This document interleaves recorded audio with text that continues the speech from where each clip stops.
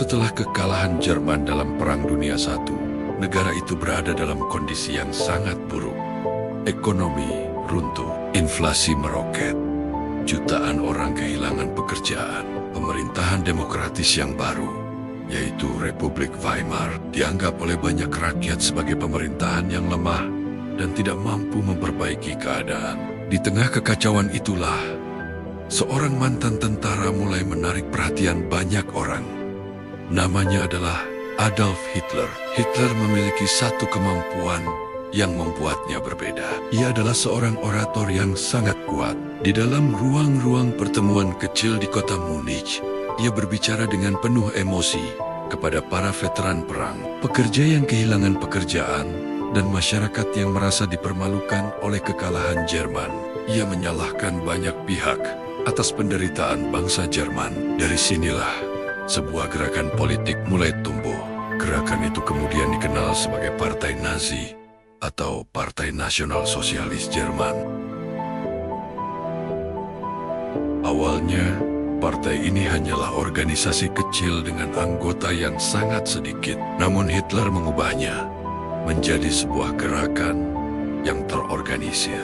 Ia membentuk kelompok paramiliter yang disebut Sturmabteilung. Kelompok ini sering terlihat berbaris di jalan-jalan dengan seragam coklat, menghadiri rapat politik, dan terkadang terlibat bentrokan dengan kelompok politik lain. Propaganda menjadi alat utama mereka. Poster, pidato, dan pertemuan besar digunakan untuk menyebarkan ideologi mereka. Pada masa inilah, beberapa tokoh penting mulai bergabung dengan Hitler. Salah satunya adalah Hermann Göring, seorang pilot tempur terkenal dari Perang Dunia I. Göring adalah pahlawan perang yang sangat dihormati di Jerman.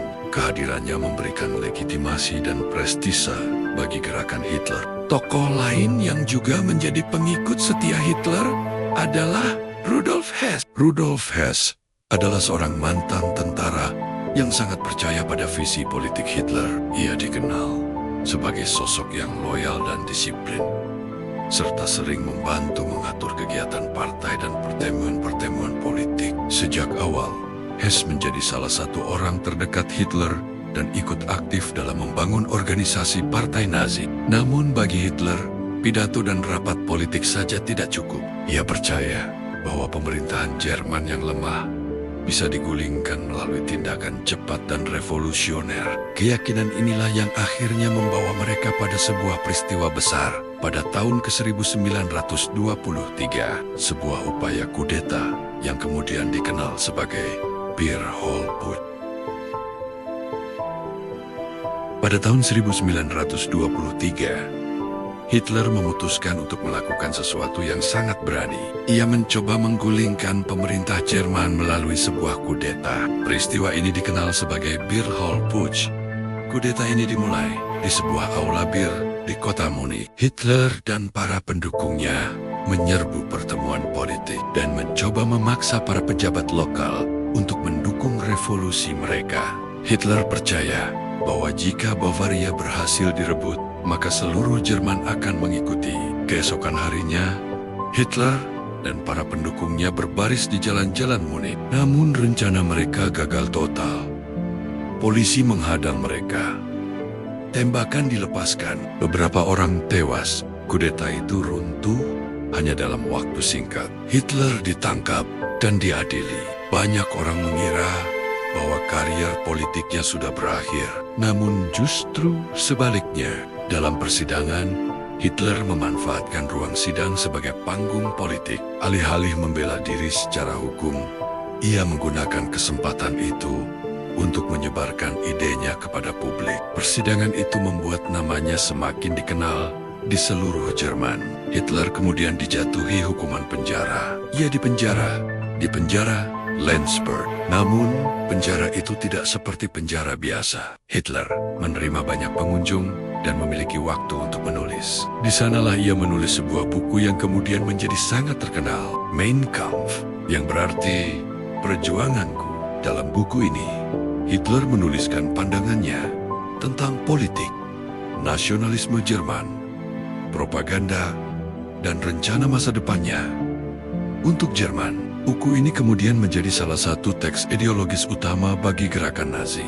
Hitler hanya menjalani sekitar 9 bulan dari hukuman penjaranya sebelum akhirnya dibebaskan. Namun ketika ia keluar dari penjara, ia menyadari satu hal penting: kudeta dengan kekerasan tidak akan berhasil.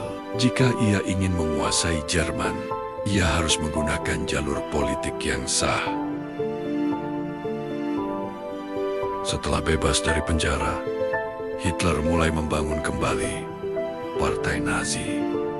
Namun kali ini, strateginya berbeda. Alih-alih menggunakan kudeta, ia memutuskan untuk memasuki sistem politik Jerman. Partai Nazi mulai mengikuti pemilu. Pada awalnya, hasilnya sangat kecil, namun situasi dunia segera berubah. Pada tahun 1929, dunia dilanda krisis ekonomi besar yang dikenal sebagai Great Depression. Krisis ini menghancurkan ekonomi Jerman. Bank-bank runtuh, perusahaan tutup, pengangguran melonjak, hingga jutaan orang. Kepercayaan rakyat terhadap pemerintah Republik Weimar semakin menurun. Partai-partai tradisional kehilangan dukungan. Di tengah kekacauan inilah, Nazi menawarkan sesuatu yang sederhana namun kuat. Janji untuk mengembalikan kejayaan Jerman. Hitler mengadakan pidato besar di stadion-stadion. Ribuan orang datang untuk mendengarkannya. Propaganda yang diatur oleh Joseph Goebbels menjadi sangat efektif.